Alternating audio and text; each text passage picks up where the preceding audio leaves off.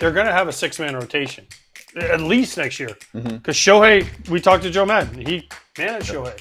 Shohei needs the 6-man, right? Yamamoto has always been in a 6-man until he came. Better for him. And they've always tried to do that. We're going to talk about Shohei Ohtani for a moment because he's getting surgery. I mean, it's news. It's not like we're saying, oh, Shohei took decoy for a walk today. It's a real story here. Surgery to repair a torn labrum. That was the diagnosis after that slide in Game 2 of the World Series. He kept playing. Dodgers say he'll be ready for spring training. Anything to read into here? I mean, it is shoulder surgery for a guy who is going to pitch and hit next year. Do you think there are any concerns for the Dodgers? Anytime you say shoulder surgery, it is a concern. But it's his left shoulder. He doesn't throw with it.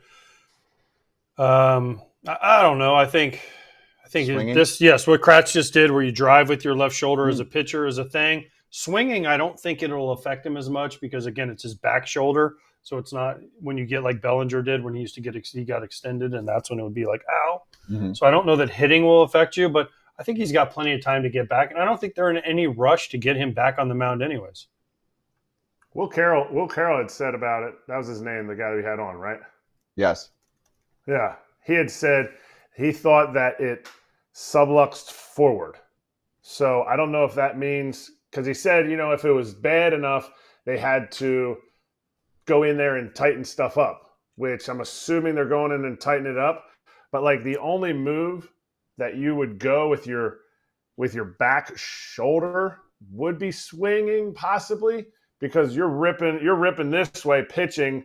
I don't feel like it would affect it, but I mean, just getting it tightened up is essentially what they're doing. Because it pulled out of the socket a little bit and then came back in.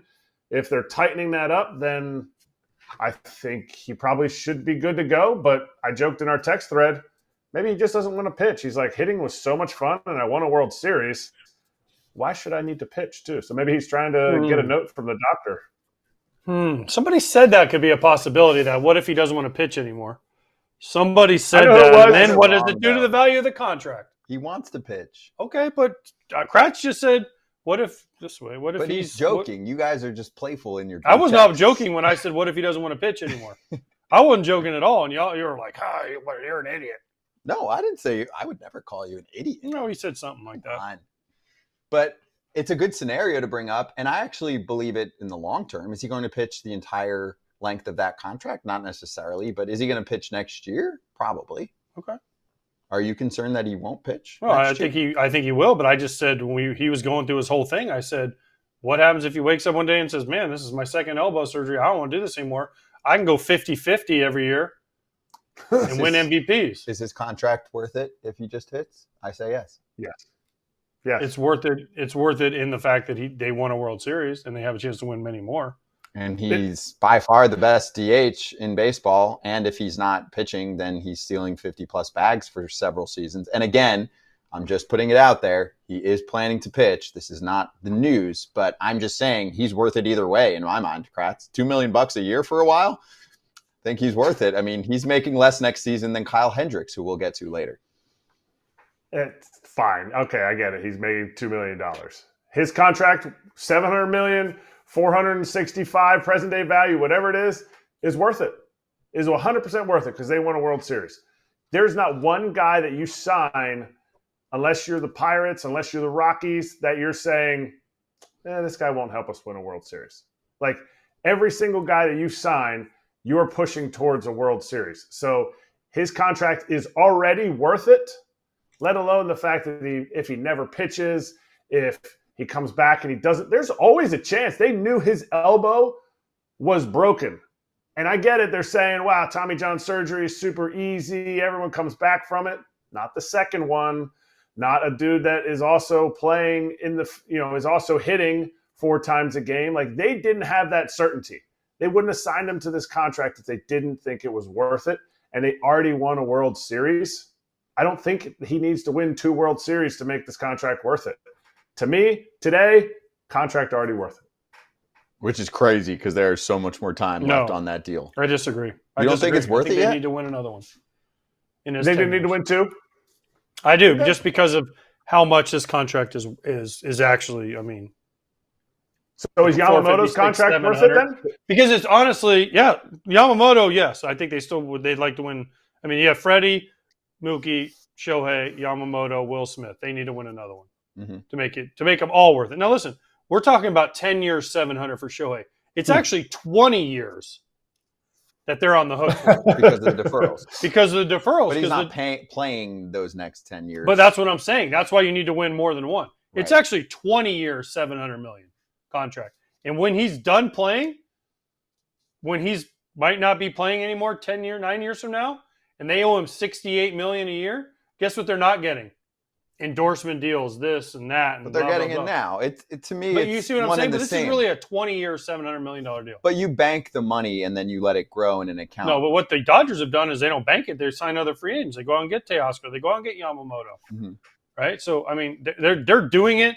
Listen, if I was in charge of the Dodgers and I had all the money in the world and I could get Shohei for 20 years, 700, and I could push it 9 years from now, who knows where I'm going to be? Also, let's friggin' do it, baby. They know how to make money. Of the course. Group that owns the Dodgers, listen, they made plenty of money. That is a group that knows how to print money on trees. So they're just fine. All right, last question on this. Do you think the Dodgers need to sign a big starting pitcher, or do you think there's so many guys coming back that they're okay? You think they need a name like a Max Fried or Corbin Burns or Nate Eovaldi or go down the line? I think they need a proven guy that can give them 25-plus starts. Okay. Because to me, Yamamoto hasn't proven he could do it. Shohei hasn't proven. I mean, he's done it, but again, these are 6-day rotation guys.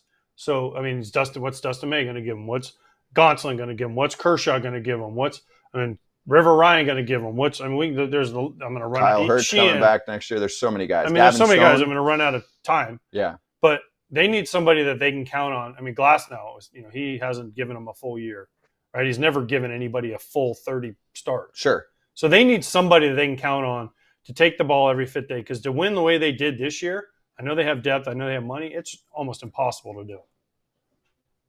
Kratz, you agree they need another starter? I do. Exactly in the ilk of what AJ said. Like, it has to be somebody that you can not pencil in. You can pen in 30 starts because they don't have it. Kershaw's a 20 to 25 guy. Glasnow's been a 20 to 25 guy. These young guys, Gavin Stone, Bobby Miller, Gavin Stone's done for the season. I guess he had the shoulder surgery. But all these younger guys are unproven in the fact that they're going to give you 30-plus starts. So that is a super huge value to help your bullpen be better, to help you can't just have 8 starting pitchers and expect to find starts for all of them the whole time and they all stay healthy at the same time. Yeah, but again, they're going to have a 6-man rotation at least next year. Because Shohei, we talked to Joe Madden. He managed Shohei. Shohei needs the 6-man, right? Yamamoto has always been in a 6-man until he can't. Better for him. And they've always tried to do that, right? And so who else? Glasnow, they're like, well, we can keep him healthy too if we go a 6-man. They should have a 6-man front to back the whole year until obviously you figure out playoffs and maybe you push the guys a little bit, right? Yeah, I agree. Well, they shouldn't, but they're going to. Yeah. Kershaw, he'd be better with 6, right? Yes. I mean, Dustin May, whatever they do with him, right? I mean, again, all these start constantly. Yeah. All of them. And if they sign somebody, a Flaherty or Fried, whoever they might go out and get, they're like, we can keep you healthier with a 6-man. Also, can't you sit down with them and say, hey, listen, you're probably going to hit close to the amount of starts that you hit anyway because we're going to be in the playoffs and hopefully you'll get multiple starts in the playoffs anyway? No, because those don't count the same. Why don't they count the same? It's just the way it works. Go to arbitration. They don't count the same. I'm saying for free agents, though, not for the young guys. Free agents don't count the same either. Yeah, but if you sit down with a Max Fried and you say, listen, Max, we're going to be in a 6-man rotation. We want to sign you. You're going to end up with 27 starts instead of 32, but you'll get those extra 4 to 5. Plus, you've had an injury history. I think he's going to be like, cool, what's your offer? And let's do this if it ends up working out and they pay him the most. It's way different for a free agent. You're not bringing a guy in. You're not bringing, Flaherty in to be like, hey, I'm on a 1-year deal. I need all my starts. I need to show I'm healthy. And then you come out and you're 25 to 27 starts. Then teams are like, well, he's not, maybe he can't handle the workload, or we don't want a 6-man rotation guy that we're signing. If you're signing a Max Fried, that's where Max Fried's ending his career, or at least ending his prime earning years. So I don't see anybody I don't know. I don't see anybody complaining about that in the sense of like, ooh, I need my starts. I need to pitch every 5 days for my legacy. We don't have any pitchers out there right now that are like Hall of Fame ballot legacy guys. I love a great deal, but I'm not going to run sprints in the outfield just to save a few bucks. It has to be easy. No hoops, no BS. With Mint Mobile, it really is that easy to get wireless for $15 a month with the purchase of a 3-month plan. Purchase and activation is super easy too. To get started, go to mintmobile.com/territory. All plans come with high-speed data and unlimited talk and text delivered on the nation's largest 5G network. You can use your own phone with any Mint Mobile plan and bring your phone number. To get this new customer offer and your new 3-month premium wireless plan for just $15 a month, go to mintmobile.com/territory. That's mintmobile.com/territory. Cut your wireless bill to $15 a month at mintmobile.com/territory. $45 upfront payment required, equivalent to $15 a month. New customers on their first 3-month plan only. Speed slower above 40 gigabytes on unlimited plan. Additional taxes, fees, and restrictions apply. See Mint Mobile for details. Hey everybody, be sure to like and subscribe for more content. We're back here every weekday, all year long, so do not miss an episode. The videos are coming in all day. Here's another video you might enjoy. Baseball the way it should be covered.